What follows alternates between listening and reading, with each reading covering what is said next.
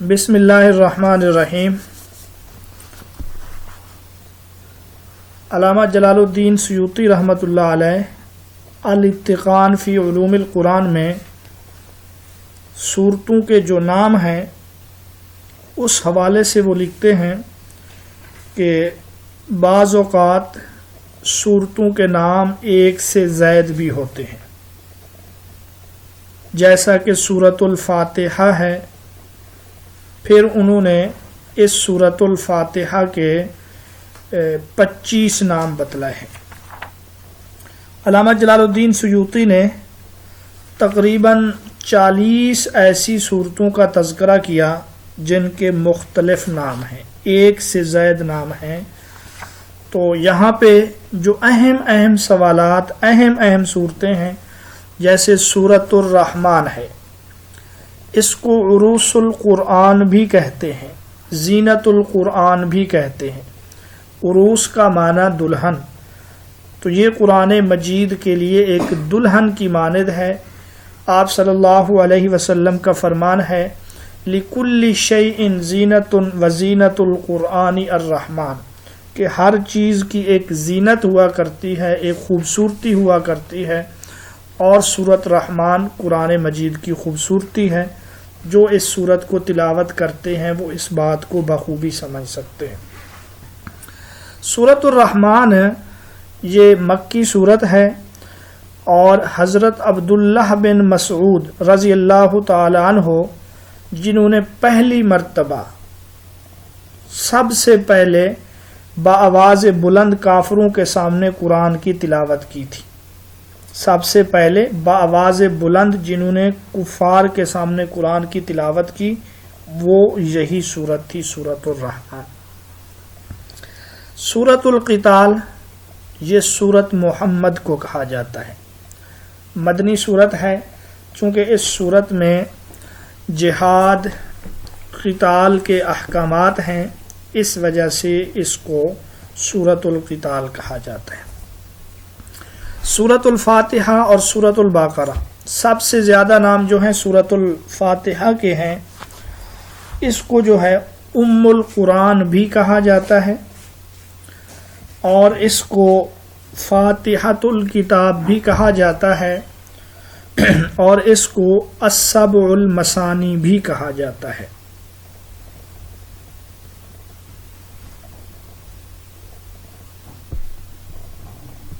اسی طرح اس سورت کو سورۃ الصلاۃ بھی کہتے ہیں، کیونکہ یہ سورت نماز میں پڑھی جاتی ہے، اور اس سورت کو سورۃ الشفاء بھی کہتے ہیں، سورۃ الحمد بھی کہتے ہیں، سورۃ الشکر بھی کہتے ہیں۔ یہ سب نام اس سورت کے ہیں۔ جو سورۃ البقرہ ہے، قرآن مجید کی دوسری سورت، اس کو سنام القرآن بھی کہتے ہیں۔ سنام، سین نون الف، اس کا معنی ہر چیز کی بلندی اور بالائی حصہ۔ اس سورت کو فسطاط القرآن بھی کہتے ہیں، اور فسطاط کہتے ہیں خیمے کو۔ جس طریقے سے خیمہ کسی چیز کو محیط ہوتا ہے، اسی طرح یہ سورت پورے قرآن مجید کے مضامین کو محیط ہے۔ سورۃ البقرہ یہ سب سے بڑی سورت ہے، 286 آیات، اور اس میں 40 رکوع ہیں۔ معین، مثانی اور مفصل کون سی صورتیں ہیں؟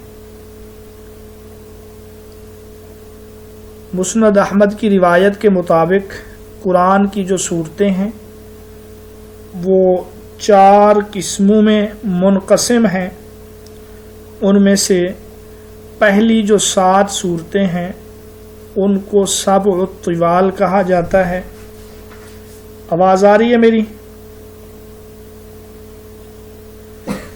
جی، اس کے بعد جو اگلی صورتیں ہیں ان کو معین کہا جاتا ہے، یعنی 100 یا اس سے زائد آیات پر مشتمل صورتیں، سورت یونس سے لے کر سورت فاطر تک۔ پھر اس کے بعد سورت یاسین سے لے کر سورت قاف تک کی جو صورتیں ہیں ان کو مسانی کہا جاتا ہے، اور آخری جو ہیں ان کو مفصل کہا جاتا ہے۔ یہ آپ نے لازمی یہ چیزیں یاد رکھنی ہیں۔ 4 قسم کی صورتیں ہیں۔ لفظ قل سے کتنی صورتیں شروع ہوتی ہیں؟ لفظ قل سے شروع ہونے والی صورتیں یہ 5 ہیں، آخری پارے میں ہیں، آخری منزل میں ہیں 29 اور پارہ نمبر 30 میں۔ ایک سورۃ الجن ہے اور آخری 4 قل ہیں، یا ایھا الکافرون، سورۃ الاخلاص، سورۃ الفلق اور سورۃ الناس۔ ثلث القرآن، ربع القرآن، قرآن کا تہائی، یہ سورۃ اخلاص ہے، 4 آیتوں پر مشتمل۔ سورۃ اخلاص کے بھی کئی نام ہیں۔ اس کو جو ہے سورۃ اخلاص کو سورۃ التوحید بھی کہا جاتا ہے، کیونکہ اس میں توحید کا ذکر ہے، اور اس کو سورۃ الاساس بھی کہا جاتا ہے۔ سورۃ اخلاص کو سورۃ الاساس بھی کہا جاتا ہے۔ اور جو ربع القرآن ہے یعنی چوتھائی قرآن، وہ سورۃ الکافرون ہے، اور سورۃ الکافرون کو سورۃ العبادت بھی کہتے ہیں، کیونکہ اس میں عبادت کا ذکر ہے۔ جس چیز کی تم عبادت کرتے ہو میں اس کی نہیں کرتا، جس کی میں عبادت کرتا ہوں تم اس کی نہیں کرتے۔ 3-4 مواقع پر رسول اللہ صلی اللہ علیہ وسلم نے قرآن کی کچھ آیتوں کی تلاوت فرمائی، ادھر شاید کہ گلدستہ میں بھی آپ پڑھ آئے ہوں گے۔ مثلا ہجرت مدینہ کے وقت جب آپ گھر سے باہر تشریف لائے، سورۃ یاسین کی تلاوت کر رہے تھے، وَجَعَلْنَا مِن بَيْنِ أَيْدِيهِمْ سَدًّا، اور جب سفر طائف سے آپ واپس تشریف لائے، آپ نے سورۃ جن کی تلاوت کی، جنات سے ملاقات بھی ہوئی۔ اسی طرح جب آپ صلی اللہ علیہ وسلم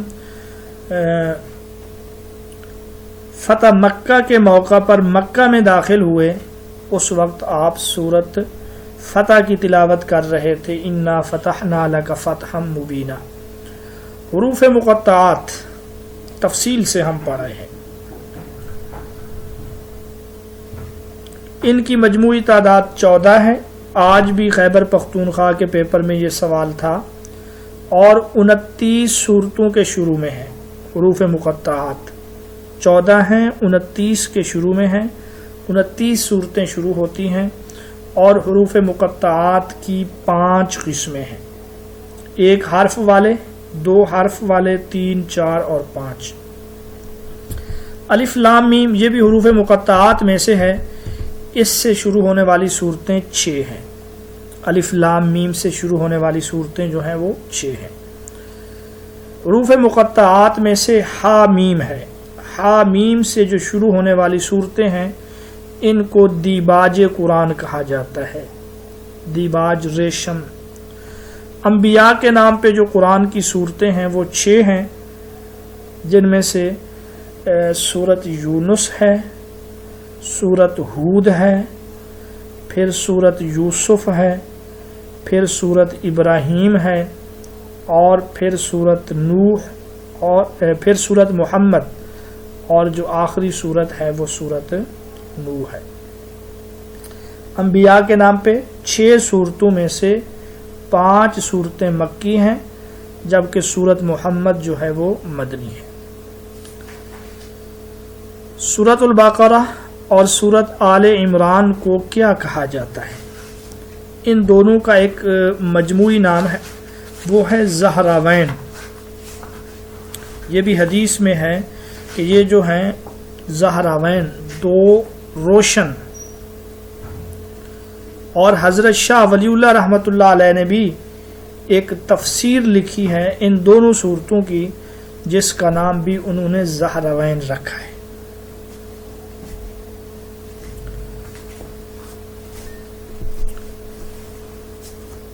مسبحات صورتیں، یہ بھی ایک عنوان ہے۔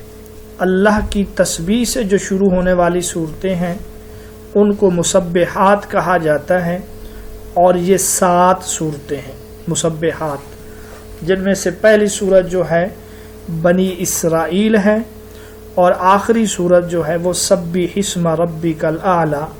باقی اس کے علاوہ مسبحات میں سورت الحدید ہے، مسبحات میں سورت الحشر ہے، سورت الجمعہ ہے، سورت الصف ہے، سورت التغابن ہے۔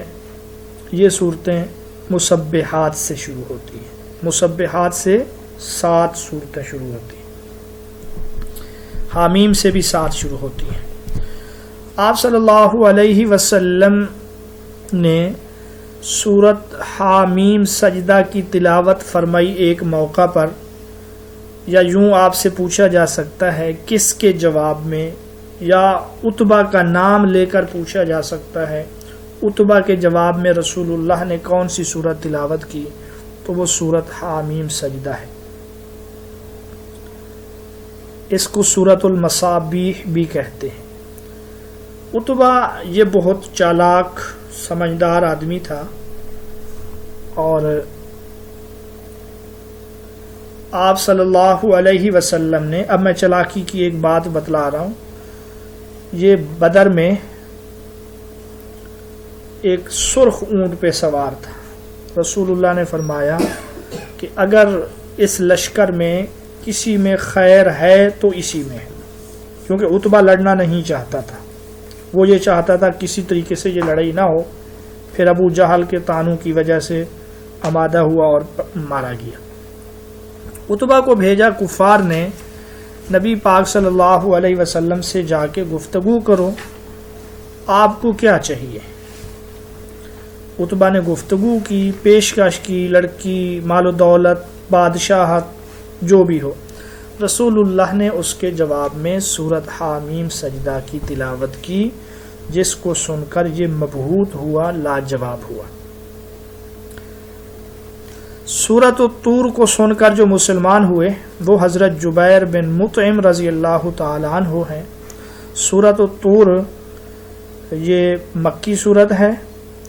فتح مکہ کے موقع پر رسول اللہ صلی اللہ علیہ وسلم نے اس کی تلاوت کی، تو اس کو سن کر جبیر بن مطعم مسلمان ہو گئے، کیونکہ اس میں اللہ کے عذاب کے آنے کا تذکرہ ہے، ما لہو من دافع، کہ اس کو کوئی روکنے والا نہیں ہے۔ جبیر یہ کہتے ہیں کہ اس کو سن کر مجھے ایسے لگا کہ ابھی اللہ کا عذاب واقع ہو جائے گا۔ الحمد سے کتنی صورتیں شروع ہوتی ہیں؟ یہ وہ سوال ہیں جو ایک سے زائد مرتبہ پیپر میں آ چکے ہیں، اور ان میں اگر اسلامیات کا کوئی بچہ غلطی کرے تو میرے خیال میں یہ غلطی برداشت کے قابل نہیں ہے۔ الحمد سے 5 صورتیں شروع ہوتی ہیں، جن میں سے سورت الحمد پہلی صورت ہے، سورت الانعام ہے، سورت الکہف ہے، اور سورت سبا اور سورت فاطر ہے۔ یہ 5 صورتیں الحمد سے شروع ہوتی ہیں۔ بد دعا سے 3 صورتیں شروع ہوتی ہیں، ویل للمطففین، سورت الہمزہ، اور اس کے بعد سورت تبت یدا ابی لہب۔ حروف مقطعات سے جو آخری سورت شروع ہوتی ہے اس کا نام سورت القلم ہے، نون والقلم وما یسطرون۔ جانوروں کے نام پہ کچھ صورتیں ہیں۔ حشرات الارض، جانور، یہ سب ایک کیٹیگری میں آتے ہیں۔ حشرات الارض یا جانوروں کے نام پہ جو صورتیں ہیں نا، وہ 5 ہیں۔ ان میں سے ایک عنکبوت ہے، عنکبوت کا معنی مکڑی۔ اس کے علاوہ ایک صورت ہے نمل، نمل کا معنی چیونٹی۔ ناحل کا معنی ہے شہد کی مکھی۔ فیل کہتے ہیں ہاتھی کو۔ جی، پہلی سورت جو ہے وہ بقرہ ہے، پھر اس کے بعد سورت النحل ہے، پھر سورت النمل ہے، پھر عنکبوت ہے، اور آخری سورت سورت الفیل ہے۔ مکی اور مدنی صورتیں، مکی صورتیں 86 ہیں، مدنی صورتیں 28 ہیں۔ یہ سوال 2021 یا 22 کے پیپر میں تھا، ایک ہی پیپر میں یہ دونوں سوال تھے، مکی بھی اور مدنی بھی۔ سورت البرات مدنی صورت ہے، نزول کے اعتبار سے یہ آخری صورت ہے، اور اس کی آخری آیات ابو خزیمہ انصاری رضی اللہ تعالی عنہ سے ملی۔ اس صورت کے مضامین بہت اہم ہیں، یہ آگے ہم مضامین میں اس کو پڑھیں گے۔ سورت برات بھی انہی صورتوں میں سے ہے جس کے ایک سے زائد نام ہے، جیسے سورت برات بھی ہے، اس کو سورت التوبہ بھی کہتے ہیں، اس کو سورت الفاضحہ بھی کہتے ہیں، کیونکہ اس نے منافقین کو جو غزوہ تبوک سے پیچھے رہ گئے تھے ان کو رسوا کر کے رکھ دیا۔ نحل اور نمل کے معنی، نحل کہتے ہیں شہد کی مکھی کو، نمل کہتے ہیں چمٹی کو۔ یہ دونوں صورتیں ہیں قرآن مجید کی۔ نزول کے اعتبار سے جو آخری صورت ہے وہ سورۃ النصر ہے، یعنی پوری جو صورت سب سے آخر میں نازل ہوئی وہ سورۃ النصر ہے۔ اذا جاء نصر اللہ، اس صورت کا نام سورۃ التودیع بھی ہے۔ سورۃ النصر کا نام سورۃ التودیع، الوداع۔ اگر آپ سے پوچھا جائے کس صورت میں رسول اللہ کی وفات کی طرف اشارہ ہے تو وہ بھی یہی صورت ہے، اور اس صورت کی 3 آیتیں ہیں۔ احکام عاشرہ سے مماثل احکامات کس صورت میں بیان ہوئے؟ احکام عاشرہ جو ہیں 10 احکامات ہیں جو بنی اسرائیل کو دیے گئے، اور اسی احکام عاشرہ سے ملتے جلتے احکام قرآن مجید کی سورت الانعام میں بیان ہوئے ہیں۔ اس کو کلیئر کر لیں، سورت انعام اس کا درست جواب ہے۔ سورت الشریعہ، یہ کس سورت کو کہتے ہیں؟ یہ ثم جعلناک علی شریعۃ من الامر فاتبعھا، سورت الجاثیہ، حامیم سے شروع ہونے والی 6ٹھی صورت ہے۔ سورت الجاثیہ، اس کو سورت شریعہ بھی کہتے ہیں کیونکہ اس میں لفظ شریعت کا ذکر ہے۔ ویل کا معنی بد دعا، ہلاکت۔ تو بد دعا سے 3 صورتیں شروع ہوتی ہیں، ان میں سے جو لفظ ویل ہے نا اس سے 2 صورتیں، مطففین اور ہمزہ۔ نصف القرآن، آدھا قرآن، یہ کس کو کہا جاتا ہے؟ یہ نصف القرآن جو صورت ہے یہ سورۃ الزلزال ہے۔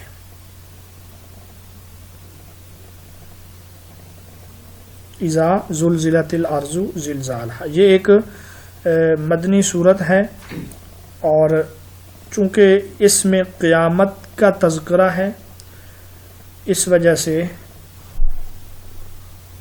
اس کو نصف القرآن، قرآن کا نصف کہا جاتا ہے۔ جی آخری پارے میں ہے یہ بھی۔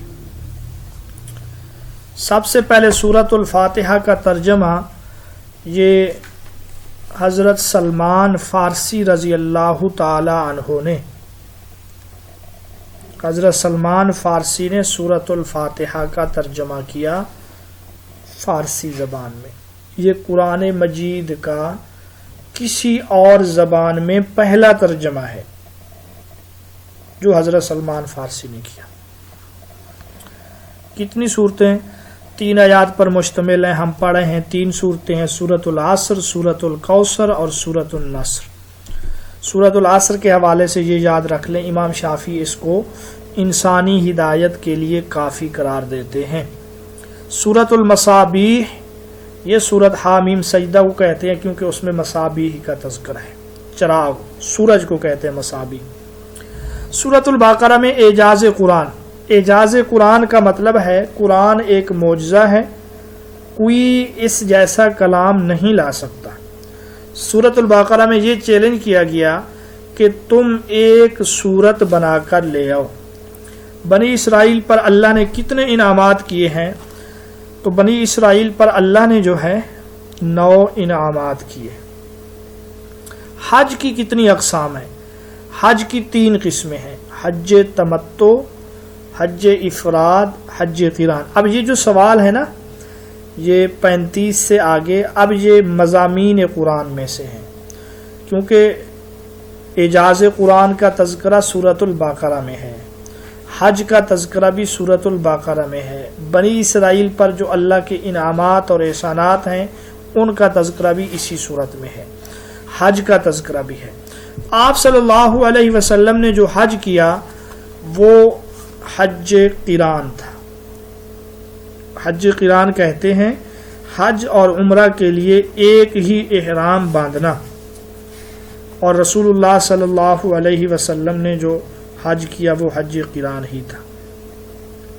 سریہ نخلہ کا ذکر یہ سورۃ البقرہ میں ہے، مضامین قرآن میں سے۔ سریہ نخلہ یہ جس کے امیر عبداللہ بن جحش رضی اللہ تعالی عنہ تھے، پہلا سریہ ہے جس میں کوئی کافر مارا گیا، کوئی کافر قیدی بنا، اور کوئی کافر جو ہے گرفتار ہوا۔ یہ قیدی اور گرفتار، اور کسی کافر کا مال مسلمانوں کے پاس آیا جس کو مال غنیمت کہتے ہیں۔ تو یہ سریہ چونکہ رجب کے مہینے میں ہوا، حرمت والے 4 مہینوں میں سے یہ ایک مہینہ ہے، کفار نے بڑا اس کے اوپر شور مچایا، تو سورۃ البقرہ میں اس کا جواب دیا گیا۔ یسألونک عن الشہر الحرام قتال فی، آیت دے کر بھی پوچھا جا سکتا ہے کہ کس طرف اشارہ ہے، تو یہ سریہ نخلہ کی طرف اشارہ ہے۔ سریہ نخلہ اس کا ذکر سورۃ البقرہ میں ہے۔ امیر عبداللہ بن جحش تھے۔ اشہر الحرم، حرمت والے مہینے، یعنی جن مہینوں میں لڑائی حرام ہے۔ نکاح کے وقت یہ حرمت والے مہینے 4 ہیں، رجب، ذوالقعدہ، ذی الحجہ اور محرم۔ اگر نکاح کے وقت مقدار مہر مقرر نہ ہو تو ایسی عورت کو کون سا مہر دیا جائے گا؟ اس کو کہتے ہیں مہر مثل۔ حق مہر کے جو اقسام ہیں ان کا تذکرہ سورۃ البقرہ میں ہوا۔ تو اگر نکاح کے وقت مہر مقرر نہ ہو تو ایسی عورت کو جو حق مہر دیتے ہیں اس کو مہر مثلی کہا جاتا ہے، اور اگر نکاح کے وقت مقرر ہو تو اس کو مہر مسمہ کہا جاتا ہے۔ بنیادی طور پہ 2 ہی قسمیں ہیں، مسمہ اور مثل۔ پھر مسمہ کی آگے 2 قسمیں ہیں، ایک ہے مؤجل، جلدی کے ساتھ فی الفور جس کی ادائیگی ہو، ایک ہے مؤجل جس کی ادائیگی میں تاخیر ہو، وقت مقرر ہو۔ حدیث کی روح سے قرآن کی عظیم ترین آیت آیت الکرسی ہے، سورۃ البقرہ کا حصہ ہے۔ یہ بھی آیت نمبر 255 ہے، تیسرے پارے کے شروع میں ہے آیت الکرسی، جو سردار آیت ہے، افضل آیت ہے، سید الآیات بھی اس کو کہا جاتا ہے۔ عرش کے نیچے کے خزانوں میں سے اللہ نے یہ آیت عطا کی ہے۔ قسم کا تذکرہ بھی سورۃ البقرہ میں موجود ہے، اس وجہ سے قسم کی یہاں 3 قسمیں ہیں۔ ایک ہے لغو، قسم کے لیے عربی میں یمین کا لفظ استعمال ہوتا ہے، یمین لغو۔ پھر دوسری قسم جو ہے وہ ہے یمین غموس، تیسری قسم کا نام ہے یمین منعقدہ۔ یمین لغو اور غموس میں کفارہ نہیں ہے، منعقدہ میں کفارہ ہے۔ دین میں جبر نہیں ہے، لا اکراہ فی الدین، سورۃ البقرہ کی آیت نمبر 256۔ مطلقہ کی عدت کیا ہے؟ پھر مطلقہ کی عدت کا ذکر بھی سورۃ البقرہ میں ہے، اور وہ ہے 3 قروء۔ 3 قروء سے کیا مراد ہے؟ امام شافعی فرماتے ہیں 3 طہر، جبکہ امام ابو حنیفہ فرماتے ہیں ناپاکی کے ایام قروء سے مراد ہے۔ 45 نمبر رہ گیا۔ کرسی سے کیا مراد ہے؟ واسع کرسیو، تو اس سے مراد جو ہے اللہ کی عظمت، اس کی جلالت مراد ہے۔ حضرت عمر رضی اللہ تعالی عنہ نے کس سے تقوی کے بارے میں دریافت کیا؟ تو وہ کعب احبار ہیں۔ چونکہ سورۃ البقرہ کے شروع میں متقین کا تذکرہ ہے، تو حضرت عمر نے ان سے پوچھا کہ تقوی کیا ہے؟ انہوں نے مثال دے کے سمجھایا، آپ پڑھ آئے ہوں گے، سنا بھی ہوگا کہ جب کوئی جھاڑیوں میں خاردار تنگ راستے سے گزرا ہو تو کس طریقے سے اپنے کپڑوں کو بچا بچا کے گزرتا ہے۔ انہوں نے کہا کہ دنیا میں اسی طریقے سے زندگی گزارنا یہ تقویٰ ہے۔ کس صحابی کے مطابق حضرت عبداللہ بن عباس رضی اللہ تعالیٰ عنہ فرماتے ہیں کہ مدینہ میں جو سب سے پہلی صورت نازل ہوئی، یا ہجرت کے بعد جو سب سے پہلی صورت نازل ہوئی، وہ جو ہے سورۃ البقرہ ہے۔ یہ مدنی زندگی میں نازل ہونے والی پہلی صورت ہے۔ ایلا کا ذکر بھی اسی صورت میں ہے، اسلام کے بنیادی عقائد کا ذکر بھی اسی صورت میں ہے۔ ایلا کہتے ہیں بیوی کے قریب نہ جانے کی قسم کھانا، اور ایلا کی جو مدت ہے اسی صورت کے مطابق بتلایا گیا کہ وہ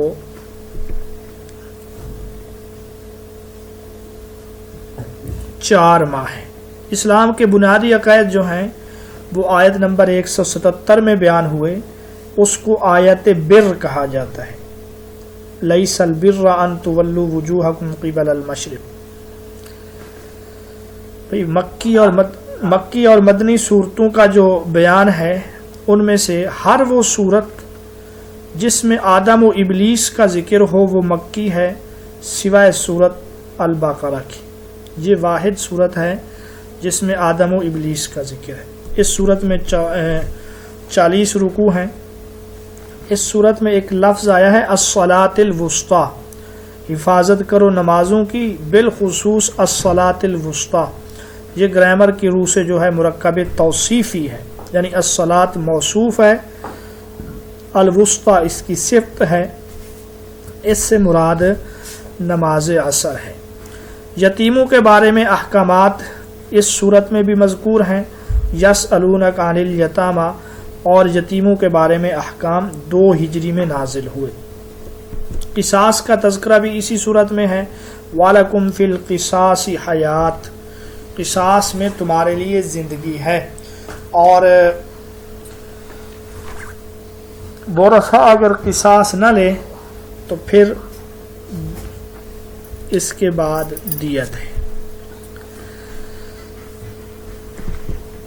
مشعر حرام سے کیا مراد ہے؟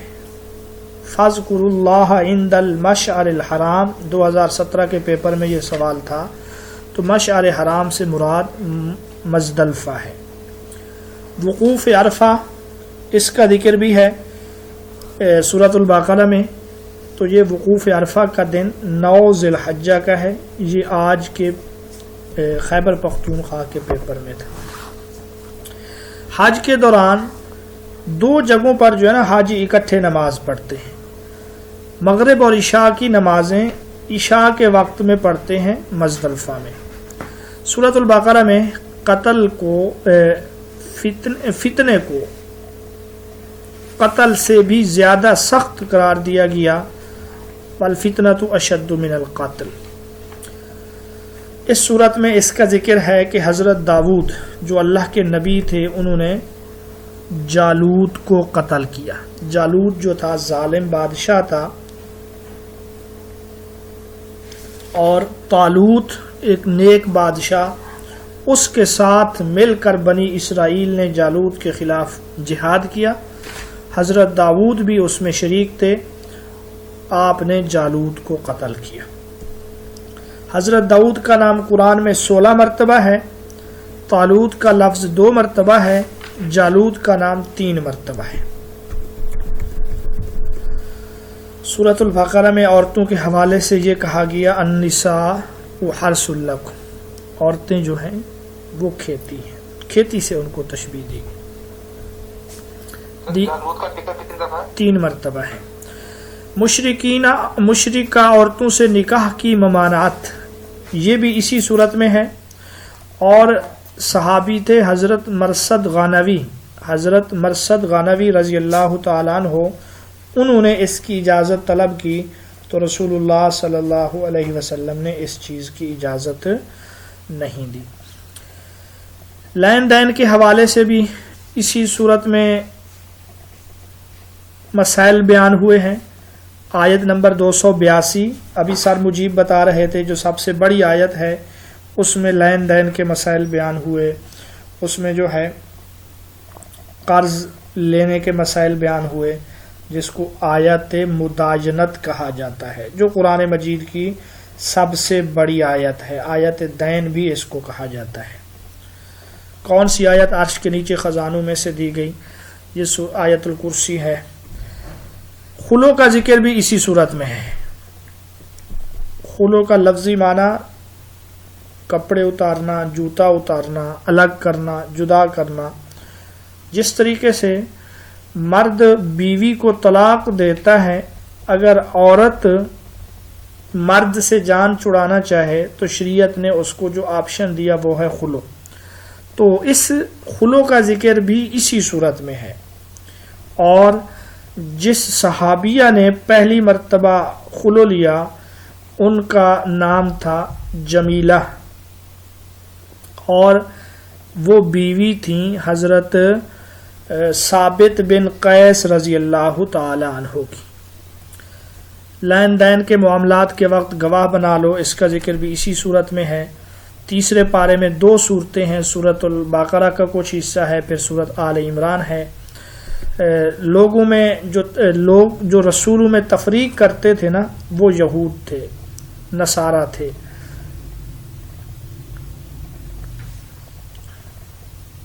جبکہ مسلمانوں کو یہ کہا گیا لا نفرق بین احد من رسلی، کہ ہم رسولوں کے درمیان فرق نہیں کرتے. فخذ اربعۃ من الطیر، یہ حکم کس نبی کو دیا گیا؟ 4 پرندے پکڑنے کا حکم جو ہے یہ حضرت ابراہیم علیہ السلام کو دیا گیا.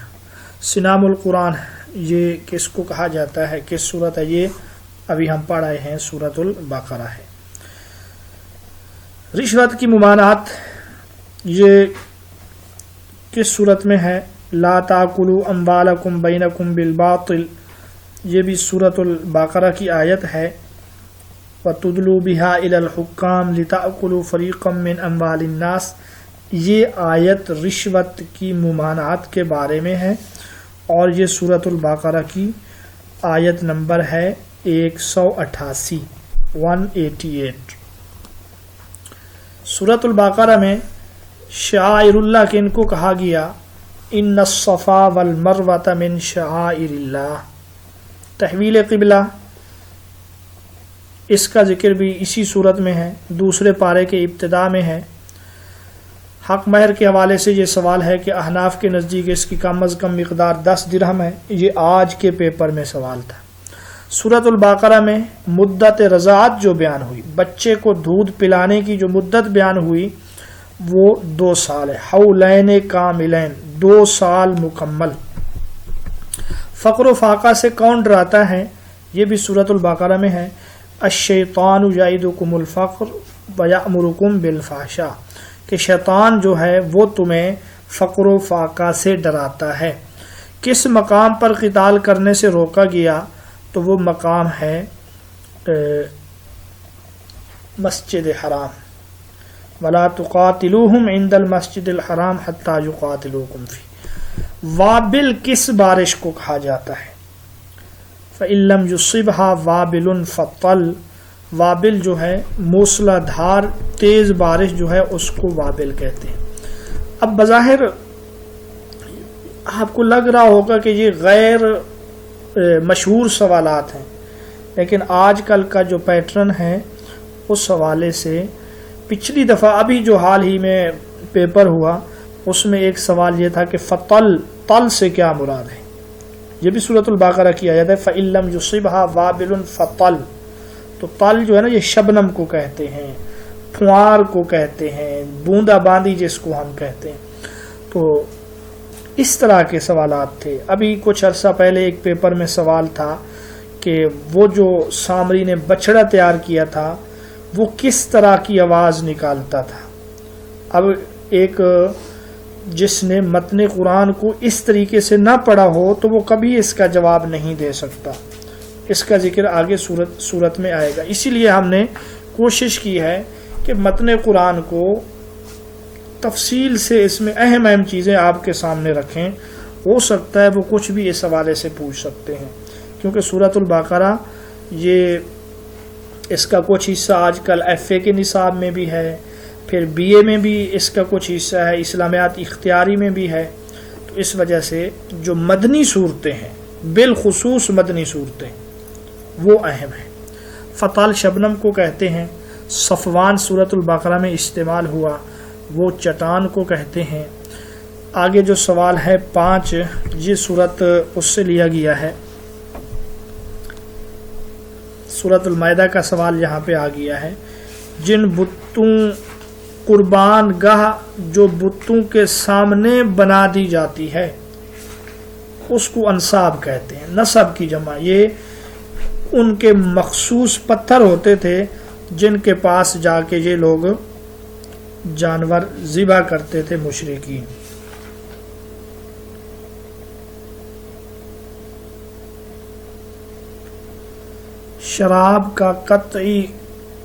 شراب کی حرمت کا قطعی ذکر جو ہے، آخری ذکر یہ سورۃ المائدہ میں ہے، یہ سوال بھی آ گیا۔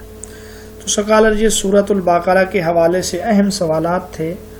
باقی اس سورت کی فضیلت یہ ہے، رسول اللہ صلی اللہ علیہ وسلم کے فرمان کے مطابق شیطان اور جنات اس گھر میں نہیں آتے، جادو کا توڑ ہے۔ حضرت عمر رضی اللہ تعالی عنہ نے اس کو سیکھنے میں 12 سال لگائے تھے۔ اس صورت میں ابتدا میں 3 گروہوں کا ذکر ہے، پھر بنی اسرائیل کا تذکرہ ہے تفصیل سے کہ اللہ نے ان پر انعامات کیے، ان کی جو نافرمانیاں تھیں ان کو قرآن نے واضح کیا، اور اسی طرح حضرت ابراہیم کا تذکرہ ہے۔ دوسرے پارے کے ابتدا میں تحویل قبلہ کا ذکر ہے، دوسرے پارے میں معاشرتی احکامات کا بیان ہوا، تیسرے پارے میں شروع میں انفاق فی سبیل اللہ کا۔ تو یہ اس طرح ایک صورت ہے کہ سب سے آخری آیت بھی اسی صورت میں، سب سے بڑی آیت بھی اسی صورت میں، سب سے افضل آیت بھی اسی صورت میں، اور ہجرت کے بعد جو پہلی صورت نازل ہوئی وہ بھی یہی ہے۔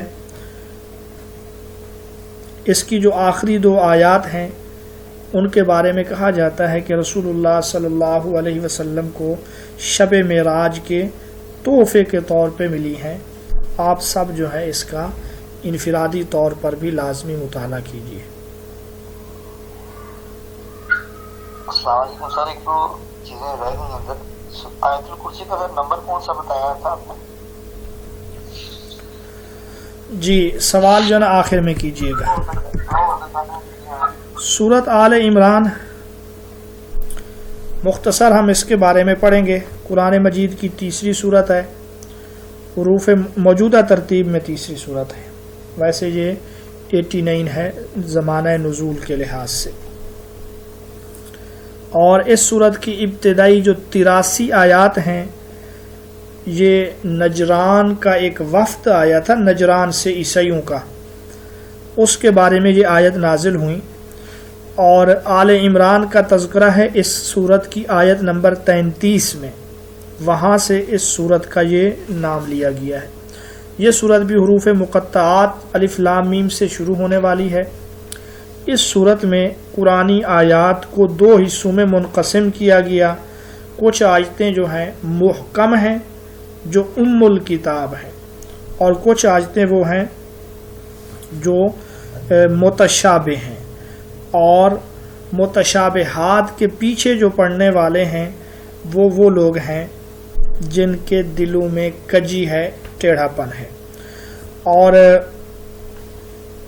اس صورت میں حضرت عیسیٰ علیہ السلام کا تذکرہ ہے، آپ کو آسمان پر اٹھائے جانے کا تذکرہ ہے، حضرت عیسیٰ علیہ السلام کے معجزات کا تذکرہ جو پچھلی مرتبہ PPSC کے پیپر میں آیا تھا 2022 میں، کہ تبرئ الاکمہ والابرص واحیی الموتى باذن اللہ، یہ معجزات کس پیغمبر کے تھے؟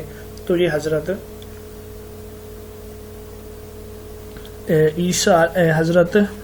عیسیٰ علیہ السلام کے تھے۔ اس صورت میں غزوہ احد کا تفصیلی طور پہ ذکر ہے۔ غزوہ احد کے بارے میں تقریباً 60 آیات نازل ہوئی۔ اس صورت میں آپ صلی اللہ علیہ وسلم کا نام پورے قرآن میں 4 مرتبہ آیا۔ ان میں سے پہلی صورت یہی صورت آل عمران ہے، جس میں رسول اللہ صلی اللہ علیہ وسلم کا تذکرہ آیا۔ اس صورت میں غزوہ بدر کا ذکر بھی ہے لیکن مختصر۔ اسی طرح اس صورت میں غزوہ حمراء الاسد کا ذکر بھی ہے۔ احد کے فوراً بعد دوسرے دن ایک غزوہ پیش آیا، اس کو کہتے ہیں غزوہ حمراء الاسد۔ اچھا، اس صورت کے حوالے سے ایک آیت آپ زبانی یاد رکھیں، وہ ہے آیت مباہلہ۔ آیت مباہلہ جو ہے یہ انٹرویو کا بہت اہم سوال ہے۔ آیت مباہلہ کا مفہوم یا آیت مباہلہ کی تلاوت، تو یہ اس صورت کی جو آیت ہے آیت مباہلہ،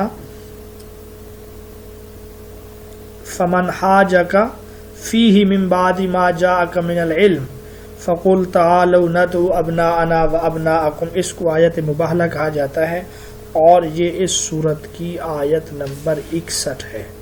واقعہ کربلا کو یاد رکھتے ہوئے یہ عدد یاد رکھنا آسان ہے۔ واقعہ کربلا 61 ہجری اور آیت مباہلہ بھی آیت نمبر 61 ہے۔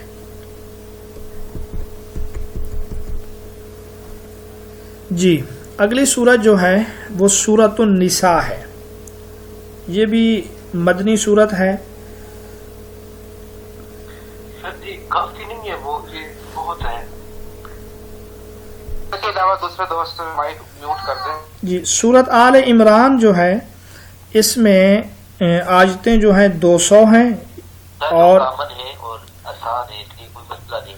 آل عمران کی آیات 200 ہیں اور رکوعات کی تعداد جو ہے 16 ہے۔ سورۃ النساء 24 رکوع ہیں، 176 آیات ہیں۔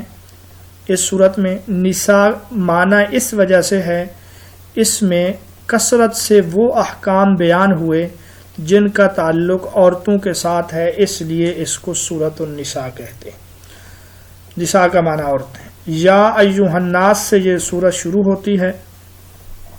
اس سورت کے حوالے سے ایک بات تو یہ یاد رکھیں، ایک موقع پر رسول اللہ صلی اللہ علیہ وسلم نے حضرت عبداللہ بن مسعود سے فرمایا مجھے قرآن سنائیں، تو آپ نے عرض کیا کہ یا رسول اللہ میں کیسے قرآن سناؤں، حالانکہ آپ پر اللہ نے قرآن نازل کیا۔ رسول اللہ نے فرمایا کہ میری خواہش ہے کہ تم مجھے قرآن سناؤ۔ تو حضرت عبداللہ بن مسعود فرماتے ہیں کہ میں نے سورت النساء کی تلاوت کی، پھر جب میں اس کی ایک آیت ہے فَكَيْفَ إِذَا جِئْنَا مِن كُلِّ أُمَّةٍ بِشَهِيدٍ وَجِئْنَا بِكَ عَلَى هَؤُلَاءِ شَهِيدًا، جب میں یہاں پہنچا میں نے رسول اللہ کی طرف دیکھا تو آنسو مبارک کی وجہ سے آپ کی داڑھی وہ ان آنسوں کی وجہ سے تر تھی۔ تو یہ اس کی ایک فضیلت ہے کہ عبداللہ بن مسعود نے اس کی تلاوت کی رسول اللہ کے سامنے۔ اس کے علاوہ حضرت عمر بھی کہا کرتے تھے سورۃ البقرہ، سورۃ نساء، سورۃ مائدہ، حج اور سورۃ نور کو سیکھو، کیونکہ اس میں مسائل بیان کیے گئے ہیں، فرض علوم بیان کیے گئے ہیں۔ سورۃ نساء کا جو مرکزی مضمون ہے اس میں یتیم بچوں اور عورتوں کے حقوق اور ان سے متعلق احکامات بیان کیے گئے ہیں۔ سردی آواز نہیں آ رہی۔ تو اس صورت کے جو مضامین ہیں اس میں وراثت کے احکام تفصیل سے بیان ہوئے۔ یوصیکم اللہ فی اولادکم، یہ آیتیں جو ہیں وراثت کے بارے میں ہیں۔ شریعت میں وراثت کے احکام 3 ہجری میں نازل ہوئے ہیں۔ احکام وراثت 3 ہجری میں، اور سب سے پہلے جن کے بارے میں جن کی میراث کے بارے میں یہ آیتیں نازل ہوئیں ان کا نام ہے حضرت سعد بن ربیع رضی اللہ تعالی عنہ۔ سعد بن ربیع رضی اللہ تعالی عنہ کے بارے میں یہ آیتیں نازل ہوئی ابتداء۔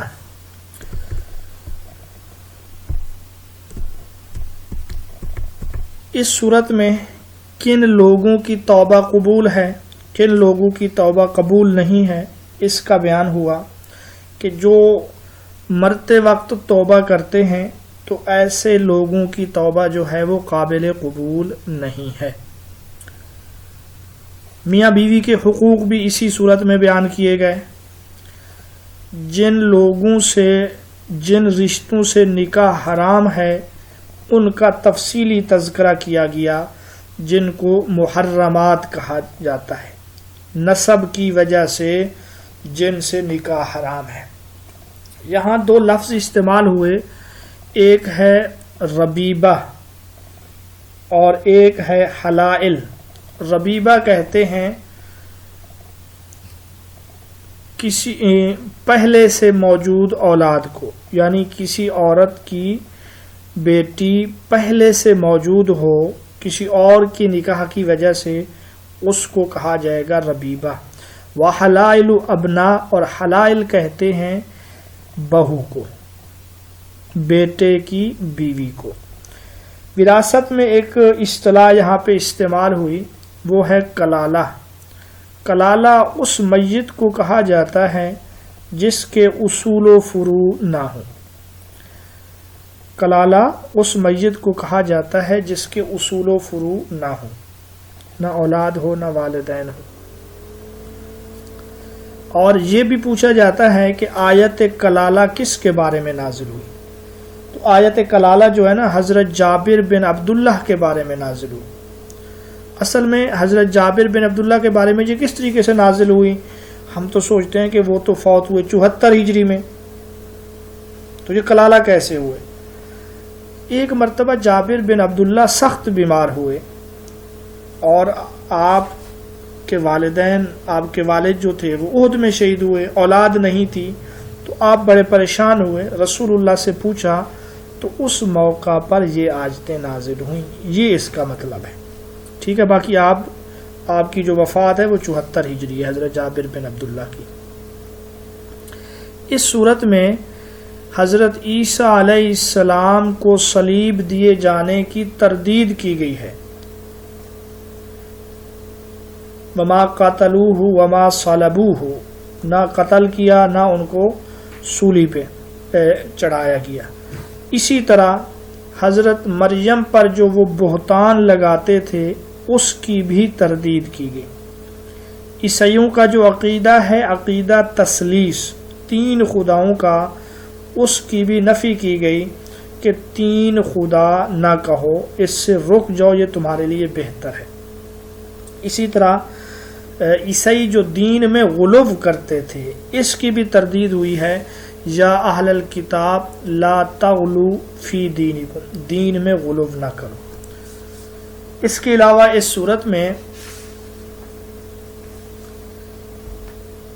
صلاۃ القصر کا ذکر ہے، صلاۃ الخوف کا ذکر ہے، یعنی سفر کی حالت میں 4 کی بجائے 2 رکعت نماز پڑھنا، اس کا ذکر بھی اسی صورت میں ہے، اور صلاۃ الخوف کا ذکر بھی اسی صورت میں ہے۔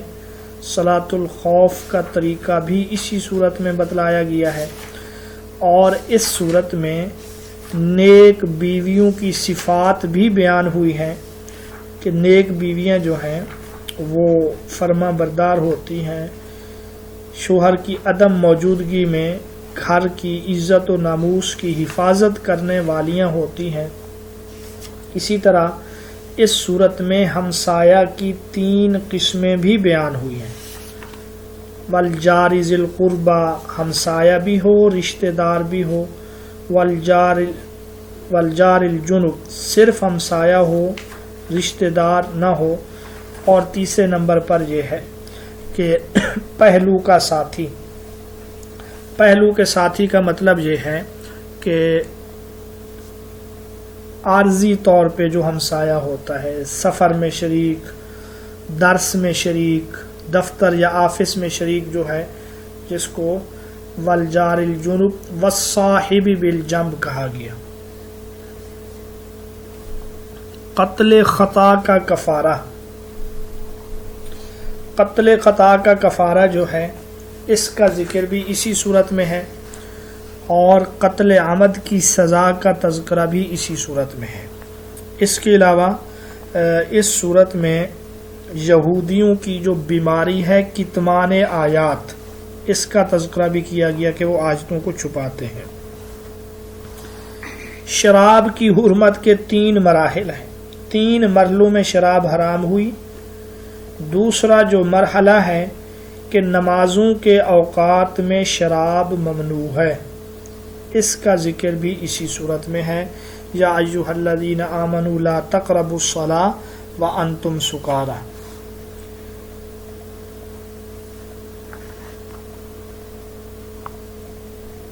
اور اسی طرح یہودیوں کی ایک گمراہی جس کا نام ہے تحریف، اس کی تردید اور مذمت بھی ہے۔ من الذین ہادوا یحرفون الکلم عن مواضع، اس میں یہ بتلایا گیا اس صورت میں کہ مشرک کی معافی نہیں ہے۔ ان اللہ لا یغفر ان یشرک بہ ویغفر ما دون ذلک لمن یشاء۔ اور اسی طرح جبت کا ذکر، طاغوت کا ذکر قرآن میں 8 مرتبہ آیا ہے، یہاں پر بھی طاغوت کا ذکر آیا، اور اس سے مراد کعب بن اشرف اور اس کے ساتھی ہیں۔ ان اللہ یامرکم ان تؤدوا الامانات الی اہلھا، اللہ حکم دیتا ہے کہ امانتیں ان کے جو اہل ہیں ان کو سپرد کرو۔ یہ آیت فتح مکہ کے موقع پر نازل ہوئی، جب عثمان بن ابی طلحہ جو مکہ میں بیت اللہ کے چابی بردار تھے، کچھ صحابہ نے یہ کہا کہ یا رسول اللہ اب ان کو چابی نہیں دینی چاہیے واپس، تو یہ آیت نازل ہوئی کہ یہ اللہ کا حکم ہے کہ یہ چابی، یہ امانت ان لوگوں کو واپس کر دی جائے۔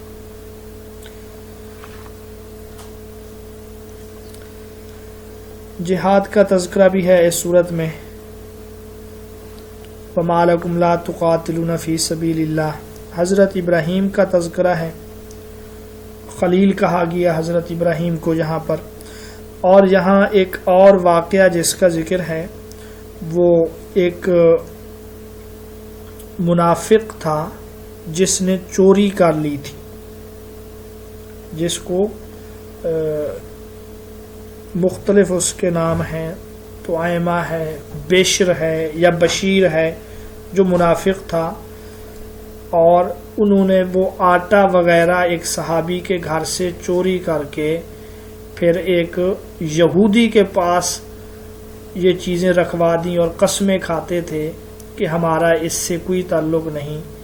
اس منافق کا اور بنو ابیرق کا جو کنبہ تھا اس کا پردہ چاک کیا گیا ہے اسی صورت میں۔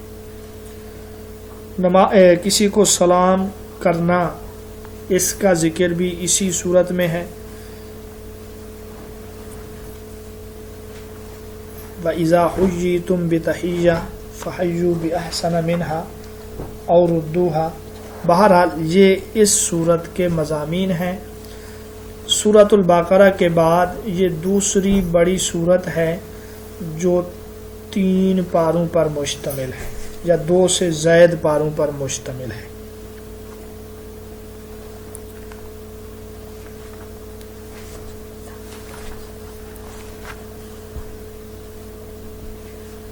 ٹھیک ہے سکالر، ہجرت کا تذکرہ بھی ہے اس صورت میں۔ اسی طرح تفسیر بالرائے کے حوالے سے بھی یہاں پہ آپ کو مواد مل جائے گا۔ افلا یتدبرون القرآن، کہ قرآن میں تدبر کریں، غور و فکر کریں، یہ تفسیر بالرائے ہے۔ اسی طرح اجماع کا تذکرہ بھی ہے۔ یا ایھا الذین آمنوا اطیعوا اللہ واطیعوا الرسول واولی الامر منکم۔